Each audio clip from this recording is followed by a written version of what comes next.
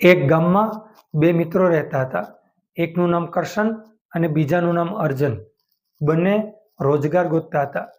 તેવામાં ગ્રામ પંચાયતે એક જાહેરાત આપી કે બાજુના ડેમમાંથી જે રોજ પાણી લઈ આવે તેવા યુવાનોની જરૂર છે. બંને બેરોજગાર હતા. બંનેએ રોજગારી સ્વીકારી લીધી. એક બાલટી પાણીના બદલાના 20 રૂપિયા મહેનતાણું મળતું.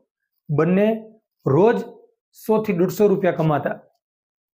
થોડા વર્ષોમાં બંને પાસે થોડી બચત થઈ.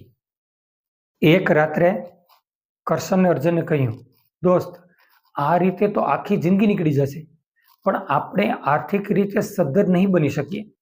એક કામ કરીએ તો, આપણી પાસે જે બચત છે તેમાં બીજા પાસેથી થોડા લઈ અને ડેમમાં આપણે પાઇપલાઇન ગોઠવી અને ગામમાં પાણી પહોંચાડી દઈએ તો. થોડા વર્ષના સંઘર્ષ પછી આપણી ઇન્કમ આજીવન ચાલુ રહેશે. આ વાત સાંભળી અને અર્જુનભાઈ પાણીમાં બેસી ગયા. તેમણે કહ્યું, ના ના ભાઈ, આપણું કામ નહીં, આપણે જે રીતે કામ કરીએ તે બરાબર છે. તો કરશનભાઈએ બીજા દિવસથી પાઇપલાઇન માટે તાબડતોબ કામ ચાલુ કરી દીધું અને બંને મિત્રો પાણી લઈ આવવાનું તો ચાલુ જ હતું.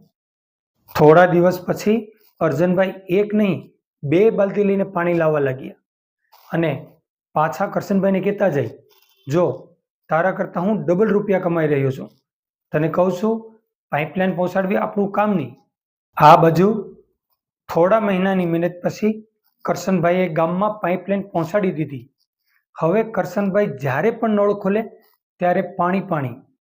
આવક સારી હોવાથી કરશનભાઈ ધામધૂમથી લગ્ન કરી અને પરણી ગયા. થોડા વર્ષમાં પોતાના સંતાનોને ભણાવી ગણાવીને વેલ સેટ બનાવી દીધા. હા, આજે કરશનભાઈ નિવૃત્ત છે. તેમ છતાં પણ કરશનભાઈ જ્યારે પણ નળ ખોલે ત્યારે પાણી પાણી. અને અર્જુનભાઈ આજે પણ શરીર કામ કરતું ન હોવા છતાં એક બાલદી લઈ પોતાના પરિવારનું ગુજરાન ચલાવી રહ્યા છે. જો તમારે પણ અર્જુનભાઈ જેવી જિંદગી ના જીવવી હોય અને કરશનભાઈની જેમ આર્થિક રીતે સ્વતંત્ર બનવું હોય તો તમારા રૂપિયાની પાઇપલાઇન ગોઠવી દો અને ગમે ત્યારે મન પડે ત્યારે નળ ખોલી અને પાણીરૂપી આવક આજીવન મેળવતા રહો. પરંતુ કઈ રીતે? નીચે આપેલ ફોર્મ ભરી અથવા મોબાઈલ નંબર ઉપર તમે અમારો સંપર્ક કરી શકો છો. ધન્યવાદ.